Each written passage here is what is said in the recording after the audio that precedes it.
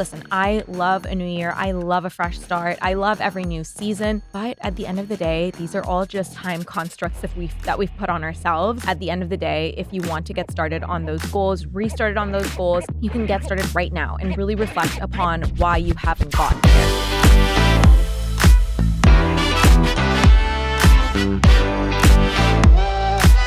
Hello, friends, and welcome back to another episode of the Dream Bigger podcast. So today's episode is a solo, which I know you guys love, and I'm so excited to be doing this one because today's episode is about our 2024 winter arc. So if you're not familiar with a winter arc, it's essentially how we get ahead, and instead of waiting for the new year to, become the best version of ourselves or really get a head start on feeling our best, we start it now, because right now is actually, if you think about it, the best time to get started on our goals, because I find that, around fall, winter is when I'm back home. I have a sense of routine, and I know that a lot of us probably feel the same way. So I'm going to get into everything. But basically, I've split this episode into 5 different categories because I feel like those are reflective of the different things within our lives. And I know that there's more, but I did want to kind of keep it digestible. And I don't want to spoil it, but in December, I'm bringing back a series that you guys loved last year where we will get specific with different categories. So the first category that I want to touch on with our winter arc is our goals. So I think when I would say mid-October rolls around, it almost feels like, whatever, forget our goals from this year. If we've not hit them, it's basically the end of the year already. And I just want to remind you that even though it may be late October, November, there's still time this year. There's a whole ass 2.5 months. So don't give up on your goals. Now is the time to revisit them. So what I would do is, Okay. So what I would do is, go look at the goals that you set for yourself in January and get really honest about, number one, the ones that you've hit or are close to hitting, obviously incredible. And I think that most people will just if you're basically at that goal that you set for yourself or one of them, then I know that you are going to hit that goal by the end of the year, and that's all fine and good. And so that's not the kind of goal that I'm talking about, right? I'm talking about the ones that you maybe haven't hit yet. And so I think it's really time right now to get honest about why you didn't hit those goals or why you didn't even work towards certain goals. So maybe you didn't break it up into specific enough mini goals. Maybe it wasn't achievable enough. So whatever it is, don't think that you need to wait until January to restart that goal. Start now. Really get particular about what you want to set for these goals, because yes, listen, I love a new year. I love a fresh start. I love every new season. But at the end of the day, these are all just time constructs that we've put on ourselves. At the end of the day, if you want to get started on those goals, restarted on those goals, then you can get started right now and really reflect upon why you haven't gotten there. And you know what? Sometimes it's just because the goal that we set for ourselves in the beginning of the year no longer serves us. Maybe you have reflected, maybe that goal is kind of outdated, maybe you've had a shift in perspective, which is also okay. But the reason I want you to do this right now is because it just allows you to get honest with yourself. So I really think that that's really important. And then I think also habits fall into this category, because if you think about it, the habits that we set for ourselves, they're kind of reflective of what our overarching goals are. So for example, if one of your overarching goals was maybe more like peace and quiet in your life, and maybe you've not implemented the idea of a quiet morning or an evening wind down routine, maybe now is the time to start really doing that. Or if you have this goal that you've not hit yet, maybe it's time for you to understand what habits you need to cultivate in order to get there. For example, if it's a fitness goal, right? Maybe you had, a goal of wanting to lose weight or get really consistent with the gym or start eating a little bit better. Whatever those goals are, time to figure out what the habits are around those goals if you've not done that already. For example, if your goal is to cook at home more, then maybe you figure out a very specific system. So, what I like to do as an example is on Sundays, I sit down and I craft my menu for the week. And so, what I do is I will write down, okay, like Monday, what am I eating for lunch? And Monday, what am I eating for dinner? And I go through the whole week like that. Breakfast is typically like a smoothie or something really easy. So, there's not a lot of prep for that. But then what I do on a Sunday is after I figure out what the menu is, I do my grocery shopping on the Sunday. And then if there's like for my for my produce, I prep whatever I can. So for example, if it means that I'm buying like broccoli florets or cauliflower florets, so that's ready to go, then I have that. All my spices are ready to go. And then when it comes to my meats and proteins, I make sure that they're marinated on a Sunday. And then if I'm, having a little bit more of a complete dish, like for example, if I need to, I don't know, make some sort of like a soup or a stew or a chili, then that's all stuff that I do on Sunday so that I am ready to go for the week on a Monday. And then that way there's no confusion about, oh, like, what am I going to eat? Right. So if you are particular about a specific goal or you know you need to work on an area of your life, then it's time to really figure out what habits you need to build in order to get there. So I would say that is, kind of like the overarching themes and just things to think about when it comes to the goal aspect of your winter arc. Okay, a little water break. Okay, so the next thing to think about is fitness because I think fitness is oftentimes, well, first, I think our health is such an integral pillar of our lives, and we really do need to take care of this vessel that is our bodies and treat it with a lot of love and respect. And, it's really interesting because just like I said with goals, I think at this time of year, people kind of let go of all things to do with fitness, which is really crazy because they think, oh, well, it's fine. Like, it's the holidays. I'm eating heavier and I'll just start in January. And then from now until January, you basically like let things go. And then you have to work really hard to build up a good habit in January, which I mean, that should have been integrated as part of your routine to begin with. So I actually like to have the opposite approach.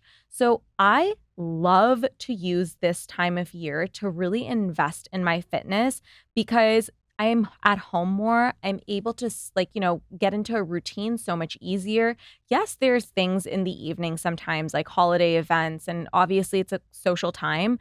But I've said this before in previous episodes, you have to make your fitness a habit. So for example, for me, if I have a dinner thing at 7, then I will make sure I take my going out clothes with me to the gym. So I shower there and I do my makeup there and then I go out. Like those are just the things that you kind of have to start to do in order to make fitness a sustainable goal for yourself. And you know what? We all have to figure that out. And you know what? I like going to the gym. Maybe for you, it's an at-home workout, whatever it is. I think it's really, really important that you kind of stay consistent with it because also the other thing is that, and I used to struggle with this as well, where when it was easy for me to go get a workout in, I would do it. So say, for example, there was a period where I was kind of like going through a hermit period, right? So like no social plans, no nothing. So then I would get like really into working out and like all my fitness and eating well and all of that at that period of time. And then my life would go back to normal. And then I didn't know how to integrate fitness into my routine. Does this make sense? I know that you guys can relate to this too. So the best way to kind of make sure that your habits around health and wellness are sustainable is to make it integrate into your regular life, which by the way includes socialization. And that's really healthy and really normal. But what I would do is figure out systems in order for you to be consistent. So things that have helped me, for example, is making sure that I put it into my calendar. And then I also know exactly what workout I'm doing for the week. So I know that I work out 5 days a week no matter what. And I'm going to get into my split as well. But I work out 5 days a week no matter what. And I know that out of those 5 days, 3 of those days, I have to be physically at the gym with my trainer to do my strength training days. Okay. So I know what days those are. typically I'm booked for 4 or 5 weekdays, like typically four, and then one day I have a break or something comes up and I can't make it, in which case I go and make up for that on a Saturday. But I know my workouts for the week, and I really do recommend that you should know your workouts too. It shouldn't be like you wake up in the morning and then you decide what you're going to do, because at the end of the day, if you're in a rush in the morning or your day is really long, you're probably not going to get to your workout unless you know exactly what it is and what time you're doing it. And then the last thing I would say, and this is I'm not the first person saying this, if you've heard this podcast and heard any fitness expert come on this show, you will have heard them say that consistency is key. It doesn't matter if you can't get a 45-minute, an hour workout in. You get in 20 minutes, you get in 15 minutes, you get in whatever is required for you to make it a habit. So, on some days it can be 20 minutes, on some days it can be 30, whatever it is, just get it in and make a habit out of it. So make sure you put it in your calendar, make sure you know what you're doing, and then be consistent. So like commit to those, like however many days you want to do this, and like really, really be particular about it. So in terms of my personal routine, because this is a question that I get from you guys a whole lot. So as I said, I strength train 3 days a week. I do that with a trainer, but again, I didn't used to work with a trainer for a really long time. I used to strength train on my own. I used to use a program called Booty by Brett, which I highly recommend if you are someone who is intimidated by lifting weights and want to know where to get started. Another really good option is Form as well. That's the platform by Sammy Spalter and Sammy Clark. They're both friends and they've just done a fantastic job with that platform. So those are both great apps if obviously you don't have access to a trainer. But yeah, I strength train 3 times a week. And then I do Pilates once a week, which is new because before I used to do cardio twice a week or conditioning once a week and cardio the other day. But for my Pilates workout, I either do Pilates by Amanda. She is based in LA, so I go to her studio for like a private. Or in terms of apps, I really like Pilates by Bryony. You guys, I trained with her while she was in LA, and she is absolutely phenomenal. You guys need to go like look at her app. It is just incredible. Her voice is so soothing. She understands she will like make you understand the different physical cues, which is also incredible. And then the last is the Pilates class, which you've heard me talk about as well, I'm sure. I've had Jackie on the podcast. Again, she's an incredible instructor who, again, will give you cues that will make you feel like she's there with you. So if you're not an in-person girly, then these are all good options for you. So no excuses, right? And then my last day of working out, which is the 5th day, is typically a run. So I never in a million years thought I would get into this, but here's the thing with me. I think it's really important to work on the things that you are bad at. And for me, running, it was like an endurance thing. So I wanted to build up my endurance. It was like very weak when I started at my gym, which was over a year ago now. And I'm really proud of how far I've come with endurance in general. So I was like, I want to get better at running. It's not like I'm going to run a marathon or anything like that, but just like basic, right? So my trainer kind of came up with different, like a program for me essentially to challenge me in different ways. So basically it depends on the day that I'm going in, but it can go something like this. So say for example, it's a 30-minute session, okay? Like for my run. So 5 minutes, I just walk, right, to warm up. Then for a 20-minute period, it can be either a 1 minute run, 1 minute walk, or a 2-minute run, 1 minute walk, or a 2-minute run, 30-second walk. So either it will be for the full 20 minutes, or it'll be split up so that half the time I'm doing, like, say, for example, a 2-minute run, 30-second walk, and then the other half is a 1 minute run and a 1 minute walk, or it'll be, you know what I mean? So like you can play around with your routine so that you aren't bored of doing it the whole time. Or of course, if you're better than a runner than me, maybe you're running the whole time, but I am just not exactly there yet. And that's okay. This is just what I enjoy. Something else that I have found that really helps me is I watch YouTube while running, which has been really like entertaining. So the channels that I watch on YouTube or like things that I'm interested in, like typically it's fashion stuff, I save it so I don't watch it unless I am running, which is really nice. And it just gives me something to look forward to. And then I have like 30 minutes to go watch YouTube videos and run, and it's the best thing ever because it's the best distraction. I'm like super into it and I look forward to it now because it's like positive association, which has been a really interesting kind of shift that's happened for me. So anyway, I've been really enjoying that. And then the last thing I will say for me specifically is, you guys, I cannot even believe I'm saying this out loud because this went on for way too long. But I was running in my Nike Air Force Ones until like 3 months ago. Not even like 2 months ago. Like how, like what was I even doing? That's like very embarrassing. Anyway, so when I started to want to run, or like when I started running, my trainer was like, what is that on your feet? And like obviously they were like really nice about it, like my gym, and they don't want to like, make you feel bad, but they were like, what the heck? And so then one day Nish comes back from the gym and he's like, Sif, why are you running with Air Force Ones? Julio and our trainers are like begging you to get new shoes. Anyway, so long story short, I got Hoka's and oh my God, like running became so much easier. What was I doing? Honestly, I don't know. I think I was very unwell. Anyway, so get running shoes if this is something that you want to do as well. It's made things a lot easier. And then I think the last thing that I have as well when it comes to my workout piece, which I'm sorry, this is not about me, but at the same time, you guys want to know about me. So I'm sharing all the details that I can. But I said that when I started at my gym, my endurance was something that I had to work on where you guys, this is like so embarrassing. But the first time I went to my gym, I went with Vanessa Fitzgerald. So she's a friend. She took me there. And I went to her cardio day, basically. So it was just her and I training cardio. And I remember having to do circuits on the assault bike or echo bike, whatever you want to call it. And I literally could not catch my breath. I was coughing so hard. Anyway, long story short, obviously I've been so consistent at this gym doing my program for over a year now. And now the echo bike, assault bike is no big deal.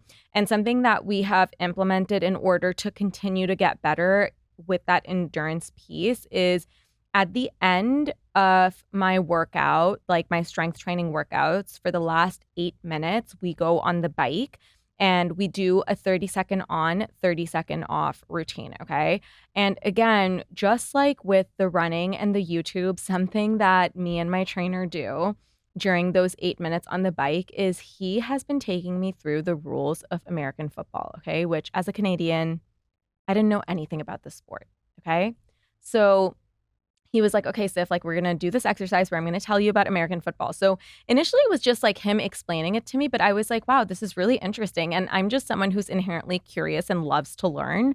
And so I got really into it. And so then it's become this thing where I call the last 8 minutes of my workout on the bike football practice because that's when I like learn all about American football. So anyway, I like do a recap first of everything that we learned while like getting started. And then like he'll like go on and explain more and more things. So it's become actually like a really fun thing because of that component. So what I would suggest is if you are wanting to just like inject a little bit of endurance work at the end of your workout, then I would put on something that's like really interesting.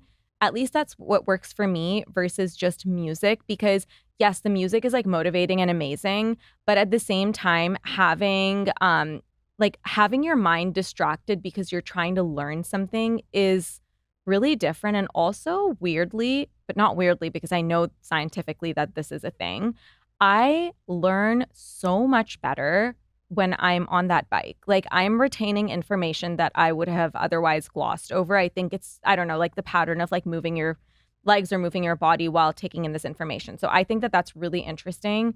And yeah, I think that you guys should try it too. If you are wanting to do endurance work and you're wanting something to distract you, put on a podcast or a book on something that you find interesting and listen to it and just let me know how it goes because it's been really good for me. So anyway, that is all things in the fitness bucket. Now, the next thing I would say, because it is winter, we cannot be neglecting our skin here, you guys, right? Because when we look good, we feel good, and we look good for ourselves, but I personally feel really, really like the best version of myself when my skin is looking really good. It just makes me feel like I've taken care of myself.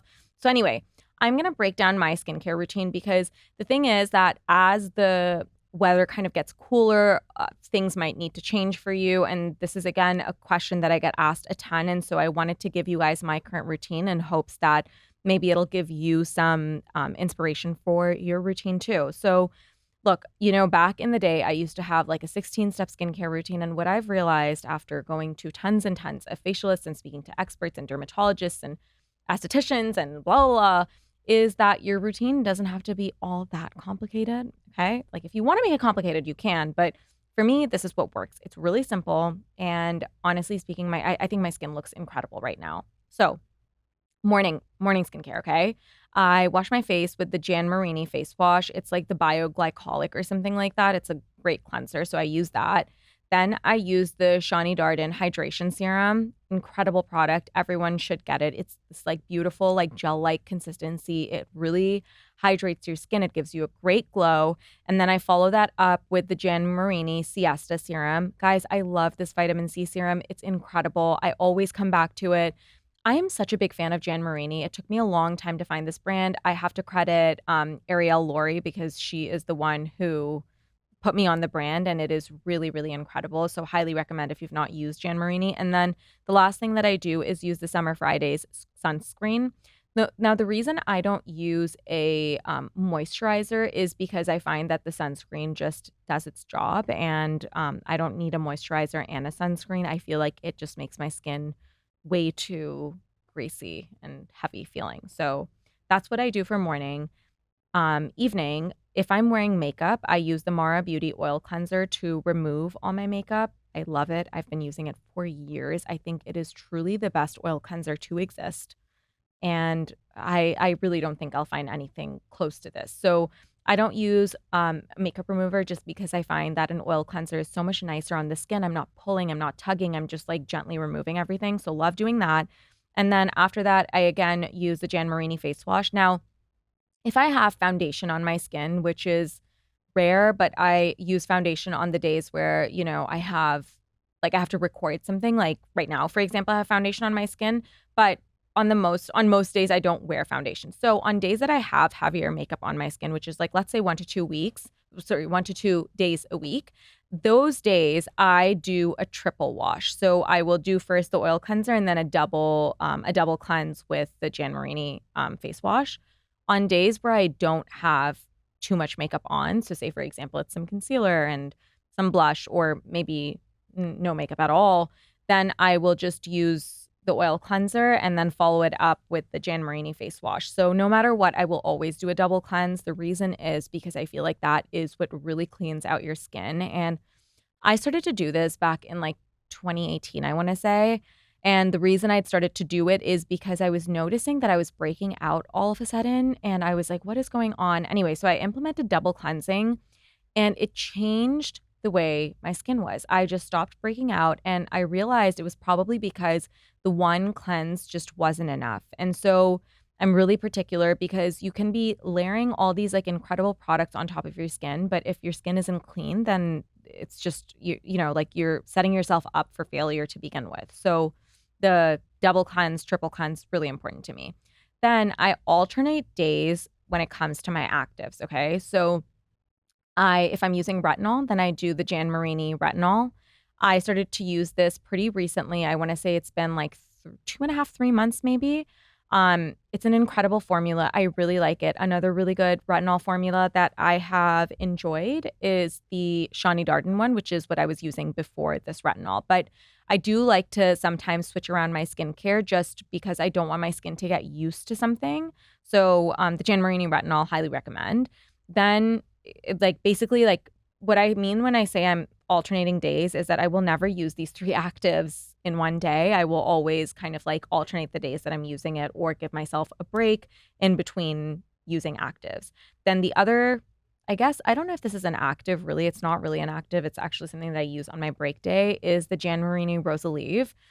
This was a product which I will thank and send good energy to Ariel for the rest of my life, because this serum is incredible. It takes away redness. It has made my skin so much better when it comes to not breaking out. If I do have a breakout, it heals it really quickly. So it's an incredible product. Again, Jan Marini, I can sing their praises. It's an incredible line. Love it. And then the last kind of active that I use is the Dr. Dennis Gross Extra Strength Peel Pads. I've used it on and off for years. It is so incredible to the point where, you know, I will use it at night, go to bed, and then I'll wake up and be like, oh my God, my skin looks really good. I wonder what I did last night. And then I'll realize that it was the heel pads that I used. I mean, it is like you notice it the next day immediately. Like the glow that it gives you is unreal. And then after that, no matter which one of these I'm using after my face wash, I will either top it off with the Jan Marini face cream, or I like the One Skin face cream as well. It's incredible.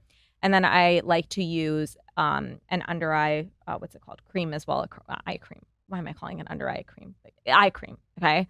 And the ones that I really like are Shani Darden and One Skin as well. So both those brands are fantastic. Now, a couple of times a week, I will use a face mask. And the two that I really love when it comes to things like hydration and fighting fine lines is the 111 Skin Mask. So this was actually a gift from Bryony. I have to thank her because, my God, it is incredible. So it's almost this like, it's like one of those like sheet mask type things. It's the black one. You've definitely seen pictures of people using it. It's black. It like kind of looks like shimmery black. And you take it off and your skin looks like photoshopped. It's incredible. And then the other mask that I really like, so I'm forgetting the brand name, but it's very viral. It's that collagen mask. It's a Korean beauty collagen mask. It's the packaging is like pink, okay? And you put it on your skin right when you're going to bed and you wear it all night long and it kind of like melts into your skin.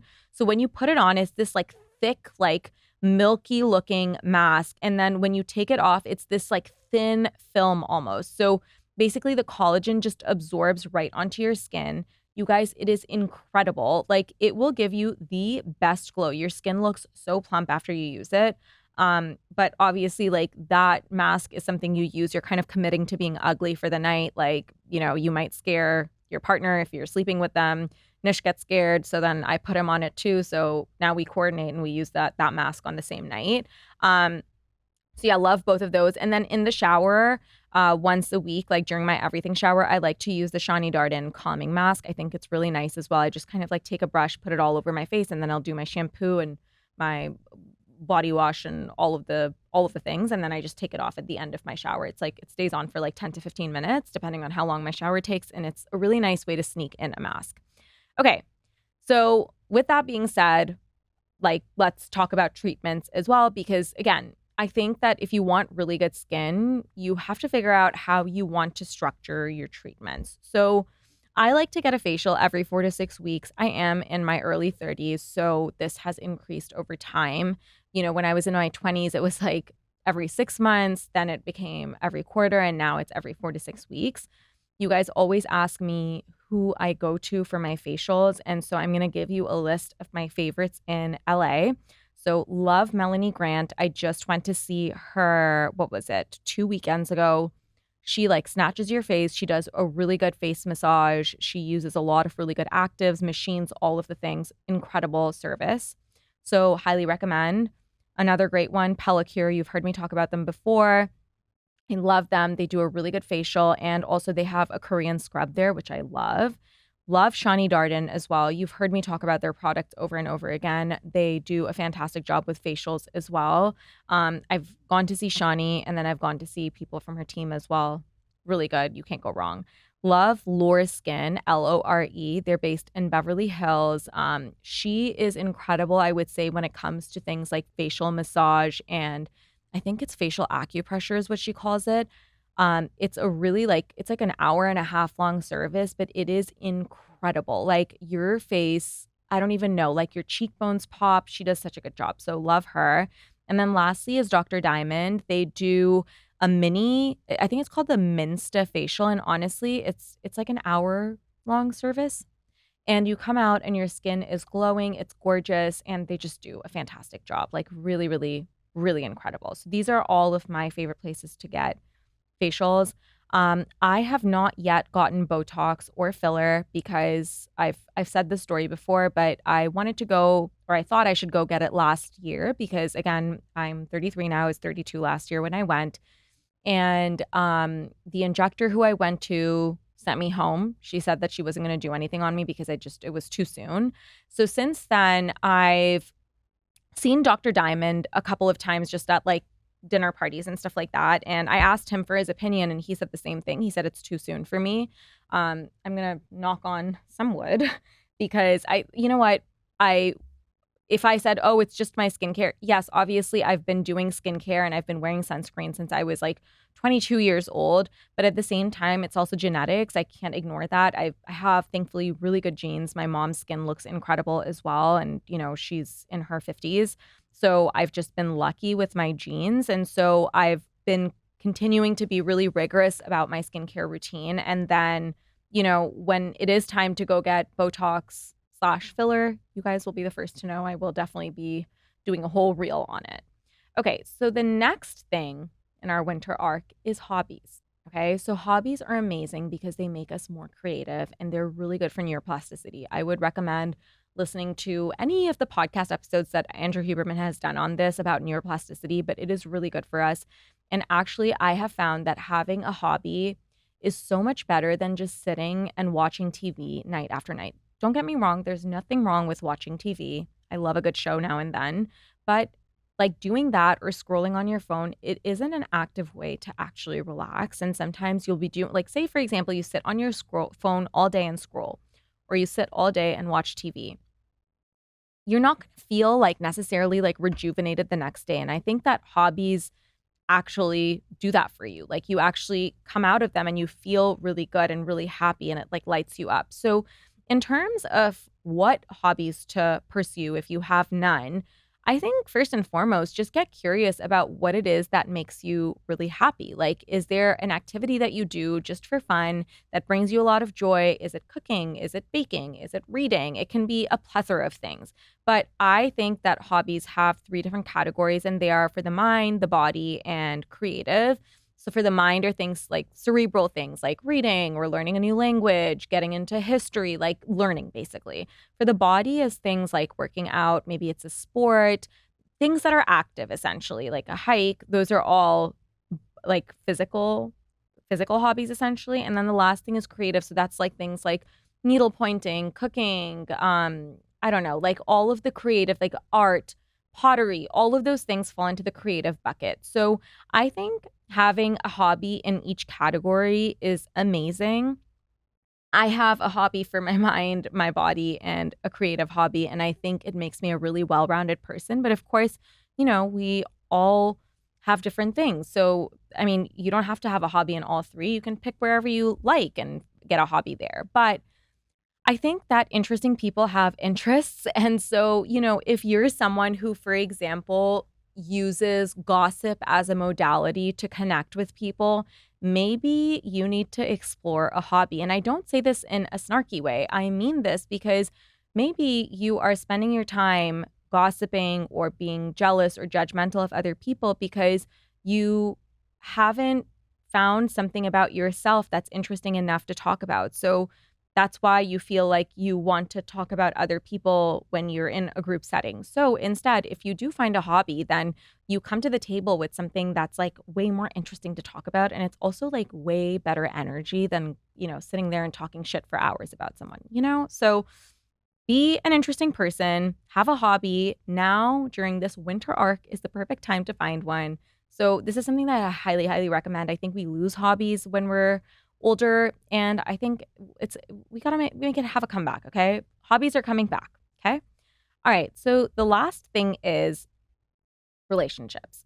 So from now until the end of the year, I think it is so important to take inventory of who it is in your life who is lighting you up and who it is that is draining you of your energy. Okay, you really have to tap into how you feel around the people in your life. Because, I think the saying that we are a sum of, the people that we are surrounding ourselves with, it could not be more true. And if you are constantly around people who are taking your energy away, who are bringing you down, who are not encouraging, who just make you feel really like icky and toxic afterwards, cut them out. Okay. You don't have to wait till the new year. Just make that decision. Start cutting them out, letting go of them with peace. There's no bad blood. It's just time for you guys to go your separate ways. Okay. Now, the thing is that when this happens, if this is you, then you may want to start to make new friends. And there's so many ways to make new friends. Okay. I think that this is something that we stress about and we just settle for like subpar friendships because we feel like it's like, when people settle in relationships, I feel like friendships are the same way. Like you stay with the same shitty friend because you don't think you can make new friends as an adult, which is ridiculous. You can make the best friendships, people who really light you up and support you and make you feel like the best version of yourself and they push you in the best possible way.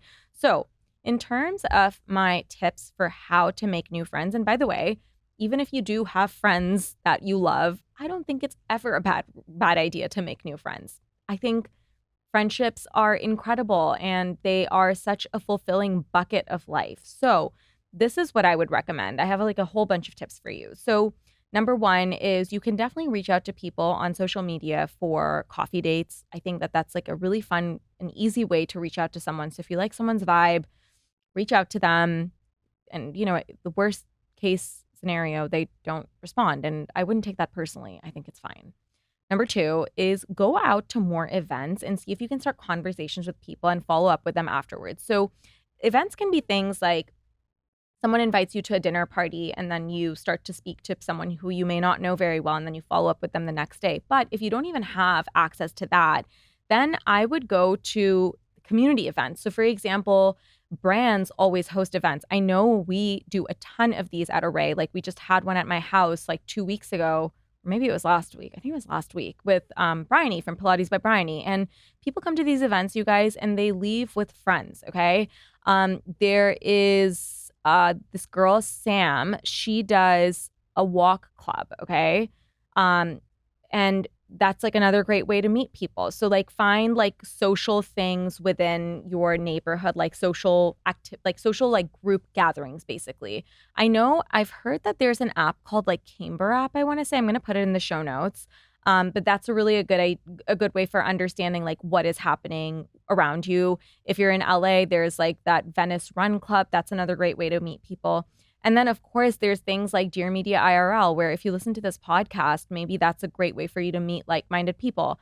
I know that by the time this goes live, the newest Dear Media IRL will already be done. But there's one happening all the time, and the last one that I spoke at was in Austin. And I thought the energy in the crowd was incredible. And there were so many people who left with new friends. So anyway, point is find things that are happening that you can go to, even conferences within your industry. So, if you're a realtor, maybe find out what real estate conferences are happening and see if you can go to those things and network and find people who you really click with. So I would say those are really great ways to do it in real life. Then also you can join groups. Like I know Female Founders Club is a really good example. There's a lot of like founders who are just starting out or like with like in their startup journey, whatever. And it's a really good way for you to meet people who are similar interests. And then another great, very easy, basic is go to workouts in your area. If you're confused about how to get a conversation started with a stranger and like, start to foster a friendship, honestly, give a compliment. Just tell that cute girl that you like her workout set, or ask her where she got her nails done, or what color her nail polish is. I don't know. Just strike up a conversation that way. Obviously, let it be genuine, but put yourself out there, be really kind. And I think people reciprocate and you just never know. You can definitely make friends that way. Point is that you shouldn't be staying in friendship circles that make you feel like shit. You should be really happy with the friends and relationships in your life. And, I think when it comes to this relationship bucket as well, yes, there's taking inventory of who in your life is, draining you and lighting you up, but also take inventory of how you have been showing up for your loved ones. Are you making an effort to see them? Are you making time for them? Are you planning things? Like, what's your vibe?